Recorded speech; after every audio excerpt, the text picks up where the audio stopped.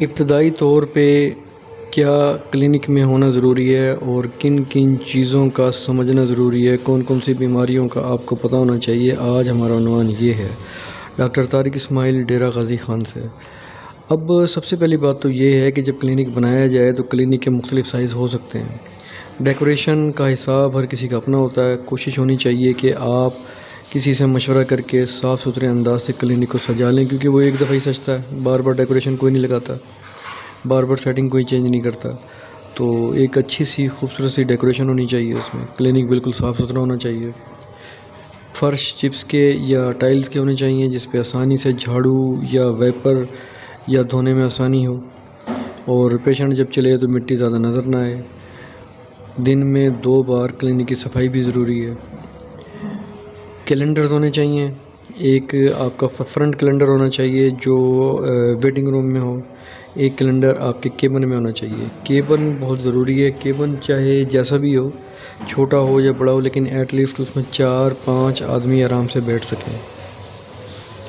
کبھی کبھی پیشنٹس کی تعداد اتنی ہو جاتی ہے یا کسی ایک پیشنٹ کی یا 2 پیشنٹ ایک ساتھ آتے ہیں، ان کے ورثہ بھی آ جاتے ہیں، تو 4-5 لوگوں کا آسانی سے وہاں پر بیٹھنا کبھی کبھی مشکل ہو جاتا ہے، کیونکہ کیبن کافی مختصر ہے۔ تو ایڈجسٹمنٹ ایسی کریں کہ اتنی جگہ اس میں ضرور ہونی چاہیے۔ تیسری اہم ترین بات یہ ہے کہ جب پیشنٹ آپ کے سامنے آئے تو سب سے پہلے اس کی نظر قانون مفرد اعضاء کے مطابق جسم کے سٹرکچر پہ پڑنی چاہیے، یعنی دل سے خون کس طریقے سے جگر میں جاتا ہے، کس طریقے سے اس کا دورانی ہے، جگر سے دماغ میں کیسے جاتا ہے، دماغ سے دل کی طرف کیسے آتا ہے، یہ ایک تصویر اس کے سامنے ہونی چاہیے۔ اس کا ایک اچھا امپریشن ہوتا ہے۔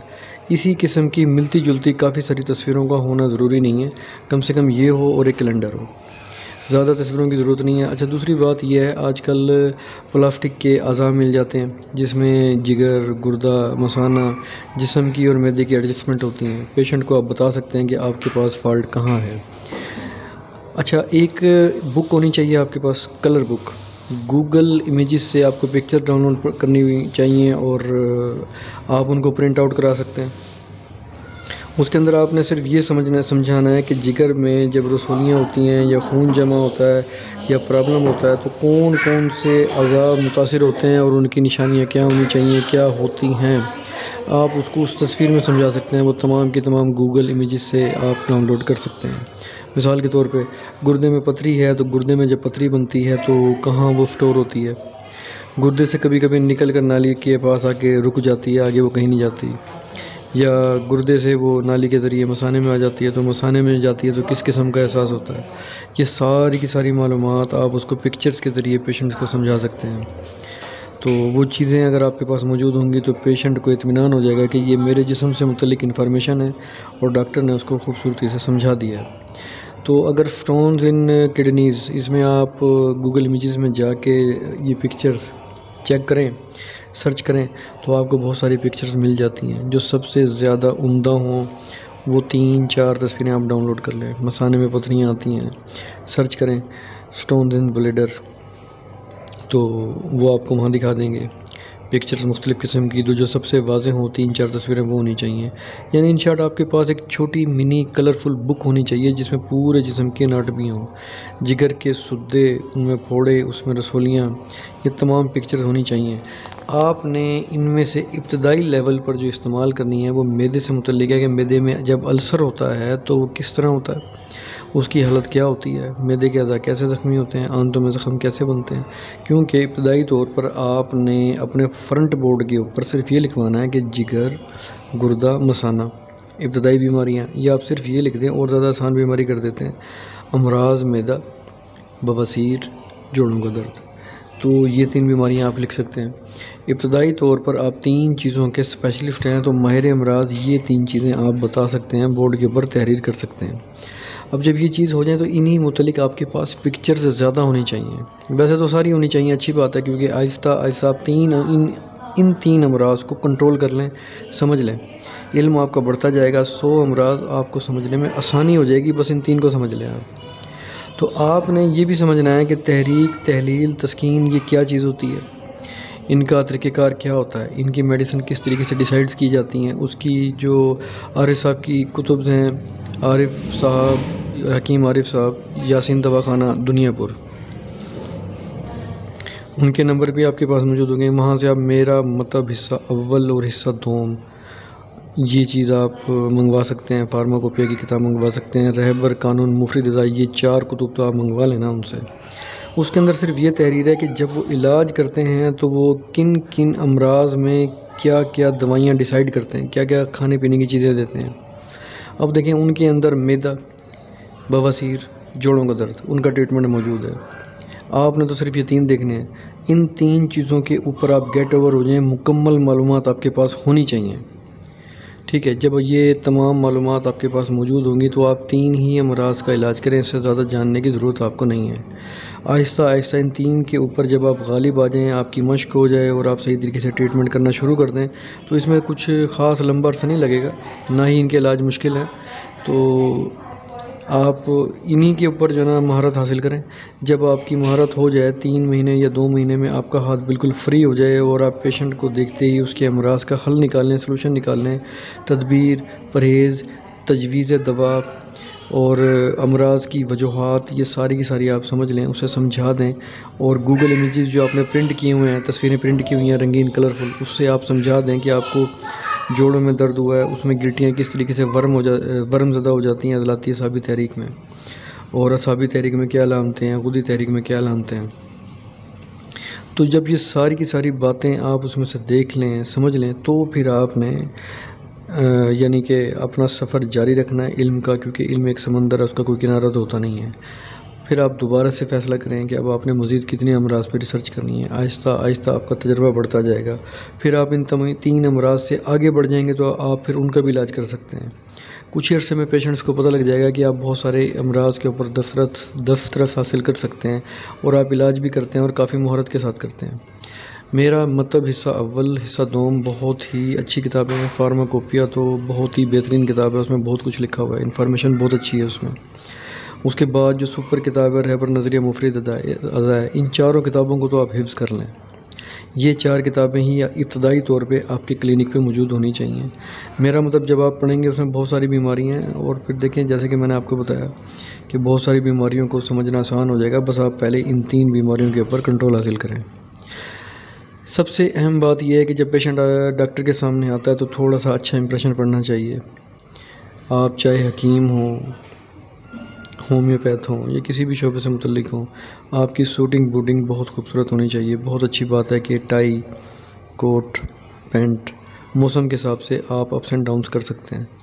تو کوٹ آپ کے پاس موجود ہونا چاہیے کلینک پہ ہی، اور پیکنگ میں ہونا چاہیے. جب ضرورت پڑے آپ کوٹ پہنیں، جب ضرورت نہیں ہے تو آپ اسے گھر بھی رکھ سکتے ہیں.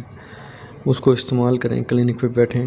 آپ کی لک اچھی ہونی چاہیے اور چہرہ بالکل صاف ستھرا، ہاتھ پاؤں بالکل فریش ہونی چاہیے، کمپلیٹ باڈی.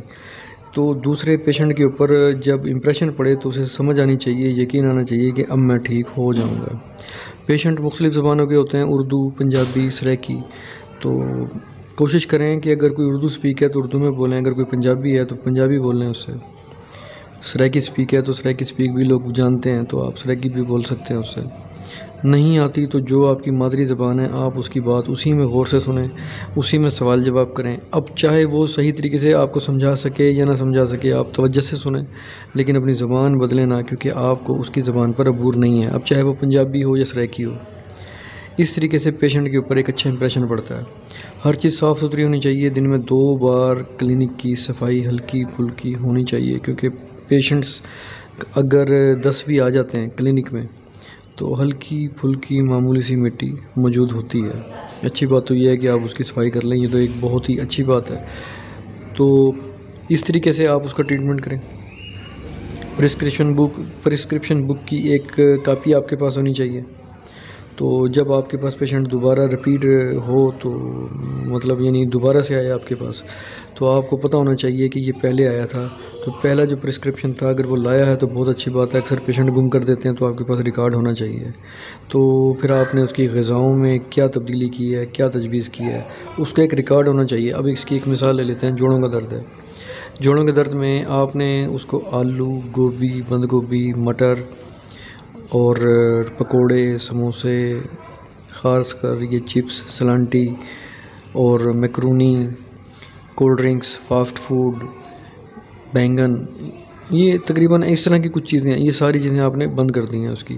جب وہ آپ کے پاس دوبارہ آیا تو آپ نے اس کا جب انٹرویو لیا تو آپ اسے پوچھیں آپ نے کن کن چیزوں کا پرہیز کیا ہے، تو وہ بتائے گا میں نے ان چیزوں کو نہیں کھایا، پھر اس نے کھایا کیا، وہ ان چیزوں کی تفصیل دے گا۔ وہ اگر تفصیل بتا دے تو اچھی بات ہے، کیونکہ جو چیز پیشنٹ نے پرہیز سے کھائی ہوتی ہے وہ اسے یاد رہ جاتی ہے، تو یہ تفصیل وغیرہ نہیں، یہ ابتدائی طور پہ جاننا ضروری ہے آپ کے لیے۔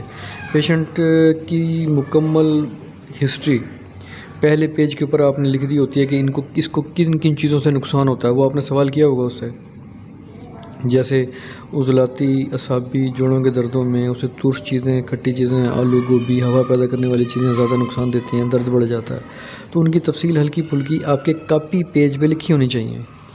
جو اصل پرسکرپشن ہے اس میں یہ ساری تفصیلات لکھنے کی ضرورت نہیں ہے، اس کو اتنا بھرنے کی ضرورت نہیں ہے، لیکن جو کاپی والا پیج ہے پیشنٹ کے جانے کے بعد اس کے جسم کی انفارمیشن، اس کی تفصیل، وہ ساری کی ساری آپ اس جگہ پہ لکھیں۔ لیکن جو چیز آپ نے اس کو دی ہے کھانے کے لیے، جن چیزوں کا پرہیز ہے، وہ اصل پرسکرپشن پہ موجود ہونا چاہیے۔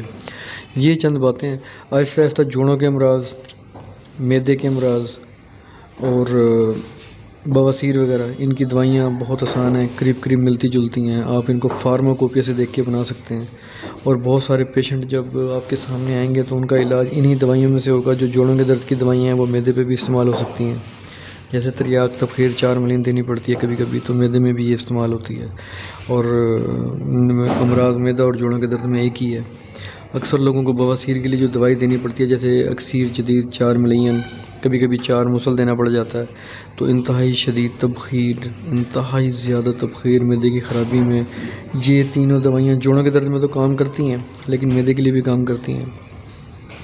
تو ان چیزوں کے اوپر آپ آہستہ آہستہ کور کرنا، یعنی کہ دسترس حاصل کرنا شروع کر دیں، ان کو سمجھنا شروع کر دیں۔ یہی دوائیاں آپس میں ایک دوسرے کی مددگار ہوتی ہیں، یعنی بواسیر کی دوائی جوڑوں کے درد میں، جوڑوں کی دوائی امراض معدہ میں، اور امراض معدہ کی دوائی جوڑوں کے درد میں، یا ان دونوں امراض میں کام کرتی ہے۔ ان چیزوں کو آپ سمجھ لیں، فارماکوپیا کے اندر لکھی ہوئی ہیں، تو آہستہ آہستہ ان چیزوں کے اوپر آپ اتنے حاوی ہو جائیں گے کہ پیشنٹ کی ایوریج بڑھنا شروع ہو جائے گی۔ پھر بے شک آپ 100 امراض بھی اگر ان 100 امراض کا علاج بھی اگر آپ کرنا شروع کریں گے تو انشاءاللہ ہو جائے گا ان کا علاج، آپ کو ان کی بھی عادت پڑ جائے گی، اور آہستہ آہستہ صرف کچھ ہی عرصے میں 1 سے 1.5 سال میں آپ تمام امراض کا علاج کرنا سیکھ جائیں گے۔ تمام امراض سے مطلب یہ نہیں ہے کہ 100% آپ تمام امراض پر قابو کر سکیں گے، اتنا قابل کبھی نہ کوئی تھا نہ ہوگا، لیکن آپ وہ تمام موسٹ کامن امراض جو معاشرے میں ہیں، چند ایک کو چھوڑ کے، صرف چند ایک کو چھوڑ کے، آپ ان تمام کا علاج کر سکیں گے۔ تو ابتدا درست ہونی چاہیے، انجام درست ہو جائے گا۔ ابھی ابتدا میں تمام امراض کو پک کرنا، ایک پرفیکٹ حکیم بننا، یہ چند مہینوں کا کام نہیں ہوتا، اس میں تو سالوں لگ جائیں گے پھر آپ کو، تو سالوں لگانے کی ضرورت نہیں ہے۔ کلینک کھولیں، اپنا کام شروع کریں، آپ کے پاس ڈگری آ گئی ہے، مستند ہے وہ، تو کام شروع کرنے میں دیری نہیں کرنی چاہیے۔ بس ان 3 امراض کو سیکھیں، زیادہ علم حاصل کرنے کی ضرورت نہیں ہے۔ 3 امراض کو قابو کر کے آپ آہستہ آہستہ بھلے 100 پر قابو پا لیں، 500 پہ قابو پا لیں، وہ آہستہ آہستہ اسٹیپ وائز ہوتا رہے گا، کلینک بھی چلتا رہے گا، تو جہاں آپ کی سیل ہونا شروع ہو جائے گی، لوگوں میں مقبولیت ہونا شروع ہوگی، وہاں آہستہ آہستہ آپ کا کام بھی پرفیکٹ ہونا شروع ہو جائے گا۔ یہ سب سے بہترین تدبیر تھی، آپ اس کے اوپر غور کریں، اس کے اوپر عمل کریں، انشاءاللہ اپنی طرف سے کسی قسم کی کوئی کمی نہیں چھوڑی ہے مشورہ دینے میں۔ تو پھر بھی کوئی بات سمجھ نہ آئے تو آپ رابطہ کر سکتے ہیں۔